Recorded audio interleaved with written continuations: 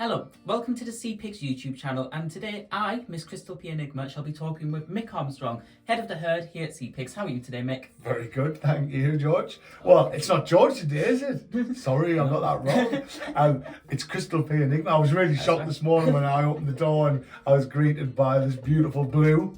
As I could see it in your eyes, it took you a brief second to realize what am I looking at. Oh wait, that's right, I forgot we're filming that today. Right, so let's get on with the interview. So today we are talking about the wonderful Kickstarter campaign, which as of the time of this being shown will have been launched and will hopefully be doing well, fingers crossed. So let's just sort of talk a little bit about why Kickstarter, who we are, and just what our plans are, essentially. To start right at the beginning of just square one, what is SeaPigs and where did it come from? Right, that's a long-winded answer, sorry, Crystal. Can I just call you Crystal for short? Call me whatever you want. I promise not to get offended. Right, Crystal. We wanted to come up with a really short, snappy name that was memorable and was different. And that sounds really easy, doesn't it? But as you can imagine, there's lots of brands out there and everything else is copyrighted. So when you look at things, you come up with these great ideas, then you go, oh, someone's already done it. Someone's already trademarked that. So it goes on and on and on. And then I came across the swimming pigs of the Bahamas. And one, I love pigs. They're really intelligent creatures. They've got the brain sort of mentality of a 4 or 5 year old child, and they can talk to each other as well. Yeah. Very clever pigs.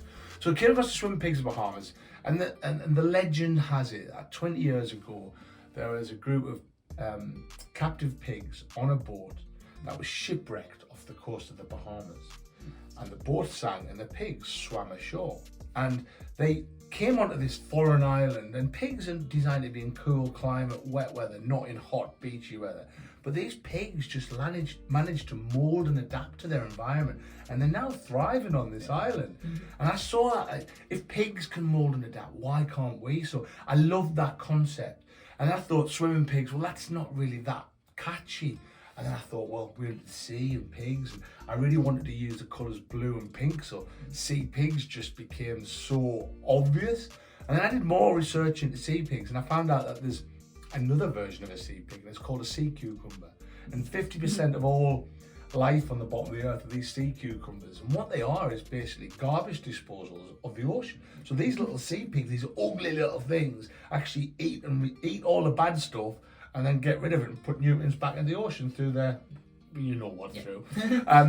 So I just thought, oh, that is amazing. We've got to go with SeaPigs. So the brand name SeaPigs has got a lot of depth behind it, but the main thing was that it needed to be different, it needed to be stand out, and I think that it does that, as well as have that under depth of meaning as well. Yeah, and I think one thing I quite like about SeaPigs is that, like, compared to like the millions of other eco brands, which are great, all incredible, I'm not going to sit and badmouth any of them, is that 99% of them, the main two things of them, they have eco somewhere in the name, and they're green, and which, like, fair enough, they're very heavily associated with the environment. But when there's a million of them, it gets a bit samey. It does. You're right. And when we were designing it, we were thinking, well, if we're going to send signals of an eco brand, first of all, you would have eco in it, as you said, and it would be green brown. And I went, I don't want to be an eco brand. I want to be a brand that considers the environment. There's a big difference. I know we use eco brand because you have to with the keywords, etc. But I wanted to be a brand that made amazing footwear. Was also sustainable. Quite like that approach. So that sort of leads me on to quite nice into my next question of, so what made you want to create the Drifters? Obviously there's a million different flip-flops, you kind of answered there, but why the Drifters? What makes them so special and why do you want to make them? Well, it comes from a personal story of my own. I got injured playing rugby when I was 28, really bad knee, ankle. I've had operations on them to try and recover, and by the age of the early 30s after the operations, there was no way I was going to get back into playing. And I just gave up really and started wearing flip-flop, bad footwear. And over 10 years, I gained a 22% limb from my old injuries, but it was really accelerated through wearing bad footwear, i.e. flip-flops, which I used to live in. And I went to see doctors, podiatrists, physiotherapists, and they all basically said, why are you wearing flip-flops? And I ignored them and carried on. And eventually I went to see physio Mike, who's on our Kickstarter campaign. He was my physio when I was playing rugby when I was about 25, and then we met him again in the early 40s, and he's been part of the campaign. And he sort of said, flip-flops are dreadful, don't wear them. And I said to him, so what can I wear at the beach? He went, socks and trainers. I I don't want to wear socks and trainers at the beach. I'm sick of wearing, and now I do wear socks and trainers at the beach. You've been to the beach with us, I wear socks and trainers.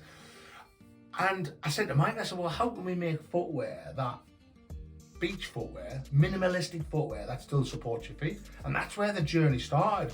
So we thought about just making flip-flops, and we could have had a pair out to market like already now if we just made the Havaiana style. Right? I know I shouldn't plug under the brand, but I am. If they were just a foam cut out with a toe strap pinged through, and we could have had them already out. But then I was like, well, I wouldn't wear them because they're really bad for your feet. So if I wouldn't wear them, how can I make them? You can't. So then we went, well, okay, let's go and talk to the experts. So we went and found Brooke Gallner, who's an expert in how people walk. And we went through the process. And during all of this R&D with the drifters, I was also learning how to run again because I had a limp. I couldn't run across the road. So all of the technology, the biomechanics of the foot, how the foot rolls, how the feet work, the muscles, the ligaments in the knee, the ankle, the calves, your hamstring, your groin. I was learning about that because I need to strengthen my own leg up, but it was so integral to making footwear, obviously. I mean, it was, so that's where the drifters came from. And we didn't want to call them flip-flops because they're not flip-flops. Why flip-flops called flip-flops? Because they flip-flop, flip-flop, flip-flop off the back of your heel. And that shows straight away, if they do that, then that footwear is not fit for purpose. So that was one of the first things we had to do, stop the flip-flop. So we couldn't call them flip-flops. And what's the opposite of flip-flop, which is rugged and ragged, is drifting. Driftwood, drift of pigs. So the drifters' name came from that sort of feeling of the footwear, the opposite of flip-flops. That's quite interesting. A few things that you have, like obviously I know the drifters quite well. A few little things that you mentioned that like I haven't quite realised before. So no, well, there's a lot of depth to what we do, and I don't think everybody realises that because people only see the headlines, don't they? Yeah. But you have to, if you don't have the depth, then when you get these questions, you can't answer them. You go, oh, we just called them the drifters. Yeah. But the reality is, we did think about everything we did.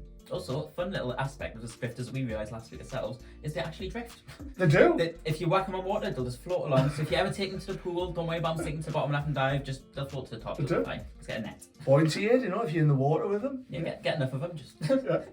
So we've got the SeaPigs company. You decided to make the drifters, and now you're launching on Kickstarter. So why Kickstarter? There's obviously different forms to do. You could have went through investors.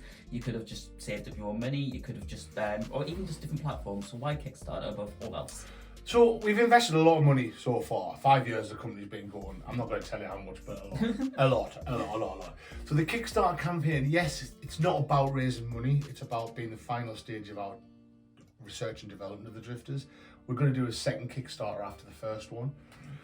So Kickstarter basically allows you to buy products before you've made them. So it allows small companies to have a sort of less of a barrier to entry into the market by people paying for something before they get it, so they're able to use that money to make the product. Yeah. Now we've done it slightly different.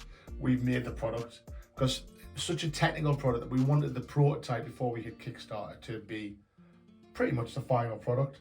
So we're selling 100 on Kickstarter. And why you Kickstarter? Because it's full of early adopters, people who want to do something first, be involved in something different, to actually help make a product, because they are. So we're going to sell 100 drifters on Kickstarter, and we're not just going to go, there you are, and leave them. We want to know what's working, what's not working, what can we improve, and get their feedback. So then the next version of drifters that we launch on Kickstarter will be that little bit better.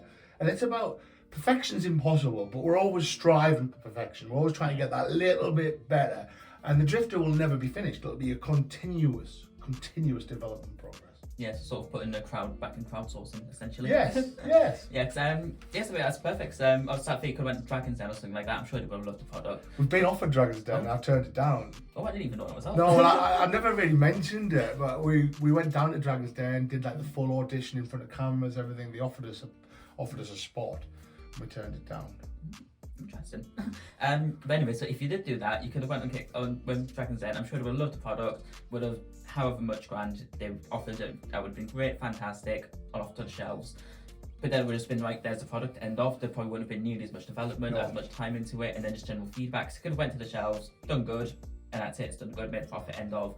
But the fact that you've done the crowdsourcing method means if you're one of the lucky people who has bought one of the 100, you could then feedback to us and say, oh, actually, you know what? I think it'd be nice if the straps were a bit thinner, a bit thicker, a bit softer. If the sole was a bit thicker, a bit wider, things like that. And then that means that this is version 51, I believe. 51's the one's testing now, yeah. Yeah, so then that means the 52 version will be arguably one of, if not the best items of footwear in the world. That's what we're after. That's what we're trying to do. I mean, that's our plan. I know it's a bold statement coming from a little brand in Newcastle, world's comfiest beach footwear. But that's what our vision is, to make the world's comfiest beach footwear. Yeah. And am I saying that we're there? I think we're close. I mean, we're close, but can we get better? Of course we can. Yeah, that's one thing as well. So you just mentioned small businesses. Everywhere started with small business. Like I think it was Apple and Google famously both started like a little garage somewhere in LA. And obviously they're not exactly a small business now. No, they're massive. So who knows? So we've launched on Kickstarter. What's the goal? So how much we're aiming to raise and why?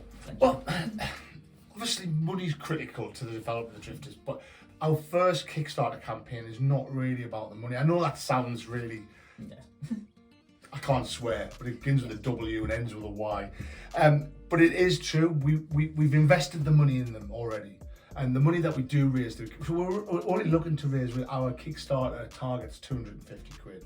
So again, it's not about the amount of money. We'd love to raise more because we're gonna be raising money for molds, future molds coming in the future. That was really bad English, but can't be helped. But we'd love to raise a few thousand. You know, all that money that we're going to get is going to be going to the development of the Drifters again. So every bit of money that we make is ploughed back into the Drifter, because we're not at a point yet where we're making any profit or anything. So no one's taking any money for it or whatever. So the targets are low, but the main thing is that we get those 100 onto people's feet so that we can get real world feedback. Yeah, we've got them out with our testers now, George. It's your manager. Wonderful testers. Our wonderful testers, and they are actually wonderful by doing it with no reward, and we can see how their feedback's helping all the time. So imagine times that by 10 and make it 100 people. The feedback will be better. It'll be more data based as well, and then we'll be able to go on and make them better even more. And with a bit of luck, we'll keep on that times 10 more things, and after this will be 100 people. After that, we'll get another 10 lot of people in, so we'll go up to 1,000. Yeah, 1,000. I can do basic math, and then so on and so forth, and we'll have 1 million people in no time. That'd be great. That would be fabulous. That's the plan. Yes. Right, so let's say jump to end of April. The Kickstarter campaign's ended. We'll say it's gone successfully, because hopefully that's going to be the case. What's next? We then get the product out. So we'll get the product out to the people, and then we'll start with our surveys again. So the whole idea is to try and get them on their feet. We'll try and prescribe them and get them to come back with response. And once we get their response and they all come back and say, great, we need this, that and the other. But as long as there's no fatal flaws in the product, we know there's going to be flaws in the product. There's going to be flaws, there's got to be.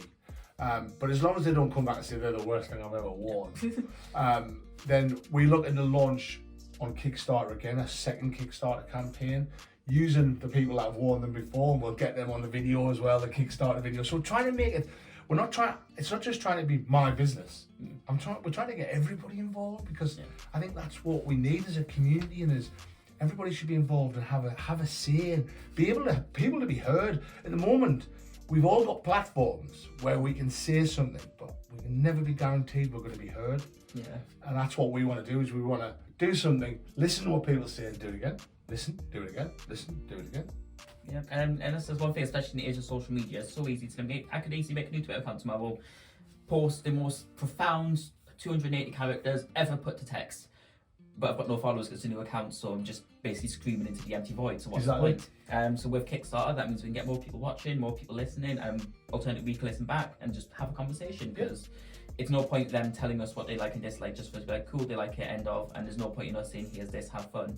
Nice conversation, builds up, build a better product, and hopefully build a better future. Yeah, I mean, somebody said to me, why don't you just give the 100 away? And that was initially my first choice, was we'll just give the 100 away. But then when you look at the psychology behind it, if you give somebody something, it's not valued by them. I mean, I've been given loads of things in the past, and you don't value them. But if you have to buy something, it means that you're buying it because you want it, and they're the people I want testing it, not just somebody saying, I got a free pair of Drifters, wear them once and don't wear them again, don't give us any feedback. So that's why we use Kickstarter, to get the feedback from the people. Yes. So jumping forward a year, so we've spoken about April 2022, what's the plan? So what about April 2023? where do you want SeaPigs and the Drifters to be ideally? So our milestone is that once we launch the Kickstarter, we then do the second Kickstarter, it's another milestone. And the idea is that we would have raised enough money in the second Kickstarter campaign to do all sizes, and we'll hopefully be delivering them out to the customer in April next year, ready for the summer. So we're hoping to have had 10,000 pairs made and delivered by April next year. Perfect. So going from one size to all sizes. 11 sizes? 11. 11 sizes? Yeah. Yes. I can do basic math. Yeah, so that's a pretty thing. It sounds quite ambitious, and it kind of is, but I definitely that'll be doable. You've got to set, I mean, listen, milestones are there to be reached, but they're also there to just drive you forward as well. So you don't set a milestone and you're drifting. Yeah. I set milestones all the time. I don't use the word goal anymore. I don't know why. Milestone's the new trend, isn't it? No. I think it's because milestone tends to be more open-ended, because like goals, like in a realistic sense, a goal tends to be football. So if you say, right, in this game, I want to score 5 goals, and if you don't hit 5, like, oh, that's not good. But if you think, oh, milestone, like if I get to 5, great, and then if not, I'll aim for 10, then it becomes like a stretch goal, and even if you don't hit the 5, and say, oh, I didn't quite hit the milestone this time, but like, then it's, I don't know why, it just sounds more appealing. It does sound more, I think goals were sort of 80s, and I had goals in the 80s and 90s, but you're right, when you achieve your goal, you forget about it. A milestone is a stepping stone, isn't it, into the next milestone and the next one. And just saying that you didn't hit a milestone doesn't sound as depressing as I didn't hit a goal. Yes. Yes, I think that's quite cool. So hopefully, fingers crossed, that'll be the case. But only if you keep watching our videos, supporting us on all platforms, and including Kickstarter campaign. We're watching. We are watching. Yes. So let's talk about the future. So let's to wrap up. Let's sort of end on the past. So, what's been the hardest part, in your opinion? Could be physically, financially, mentally, whatever, in the past 5 years of developing Drifters? It's quite a personal one because you've known me now a while, George. I'm a nice guy, but I have narcissistic tendencies. I'm not a narcissist, please don't think I am. And just remember, he said it, not me. Exactly. But I have narcissistic tendencies, so I do think I'm right a lot of the time. And my whole business model was not about what I wanted. It was, I went out and think, well, what do other people want from a business model? And they want it so that they can have input into it. So the hard bit for me as somebody who has narcissistic tendencies is to take the criticism, because I'm opening up everything we do for criticism. Well, there's somebody with narcissistic tendencies don't like is criticism. Yeah. So that is the hardest thing. So this whole design it, modify it, rest of it is really tough on me because I don't like that criticism. It's like, but I know it's the right thing to do, so I bite my tongue and I nip my leg and all the rest of the stuff. So that's been the hardest thing for me, because normally I'm a go-getter. I'm like, head down, I'm going to go. But this time I decided that I wasn't just going to be what I wanted. I wanted to make the business what everybody else wanted, and that was really difficult. Yeah, so I mean, as a drag queen, I know a lot of other drag queens, and believe it or not, drag queens are quite vain. I don't know if you've heard this before, which also makes a lot of drag queens quite narcissistic. There's been many times, like personal experience, was I remember one of my friends was about to go on stage. Nice person, but very much, this is what I want to do, and I'm going to do it no matter what anyone says. Love that mentality. Learn to take criticism. If you're watching, you know who you are. And she's got on stage. She had like this long flowy dress, but it wasn't quite like the way it should have been. And I just sort of said, "Oh, just a heads up, like this looks is going to catch a heel when you're performing." So she's quite a dancey queen.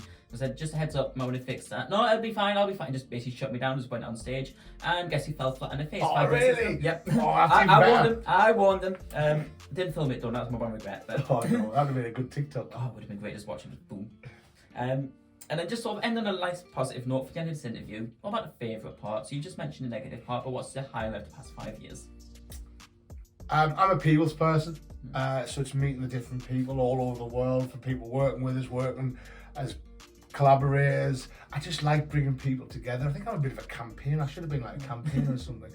I love that sort of element, and I love creating. I mean, it was something, you remember I was brought up in the 80s with a dad who was not very creative, and my creative talents were like pushed aside, you know, they were never allowed. I had to go and play sport, you know what I mean? That's why I had a sporting career.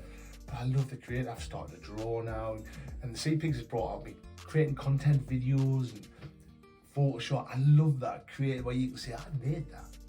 And I think that's what I really like. It's like, I've made that. A blank piece of paper, I've made that. And I think that's what motivates me, is doing something different to everybody else. I like to be different. Yeah, I think it's pretty fair. I mean, exactly. I'm not exactly the most normal person you've ever met. I don't think anybody's normal, are they? Oh, exactly. That's one thing. It's like, that's one reason why I love Channel 4. Like their recent campaign for the past year is like be different, be weird. Yes. There's one like normally if I see an advert, just click off without even thinking of it. But there's one advert in particular where it starts off with, if you're seeing this, you've been designated weird, because obviously the algorithm picks up on things. I mean, I don't know what aspect of me is weird for them to pick up on, but so I got that advert. I thought, actually, this is quite interesting. Let's give it a watch. And I watched the full advert, start to finish. And I even went on YouTube to watch it again, because it was just such a unique advert. So yeah, we just need more weirdness, more creativity. Yeah, I mean, weirdness. So when I was younger, would have been a negative word. Like, he's weird. Would have been really negative. Whereas now it's not. And if you look at the progression of the human race over the last 200 years. Once the Industrial Revolution started in the late 1800s, our whole mission was to make everything homogeneous, everything the same. So all cars are the same, like Henry T. Ford, and everybody was making the same. So you're driving around in your Vauxhall Insignia, and there's another 10 million Vauxhall Insignias exactly the same as yours. And what over that years, making them really simplifying them and making lots of things made it cheaper. But I think now we've got to the point where we don't want to be driving around in a Vauxhall Insignia like everybody else. We want to have it a different colour, a different alloys, and we want to have this different. So everything's about being different now. We want to stand out as an individual and not just become part of the crowd. If you get that, does that make sense? Does that make sense? That's like disagree. Totally agree. Yeah, because I think especially now at the minute there is sort of resurgence in pop culture with like pop punk and like things like that. Like the early 2000s, which was very much that of like, let's have some fun, be a bit creative, be a bit, well, maybe not 2000s, like 90s at least, was very much I'm going to do what I want energy, and that's coming back because it's cool. It is. I mean, I mean, it's tough, isn't it? We're the world is run by baby boomers. Right? And we all know the baby boomers, the me generation, the selfish generation, and we understand why, but they're running things, and things are starting to change out because they're starting to retire.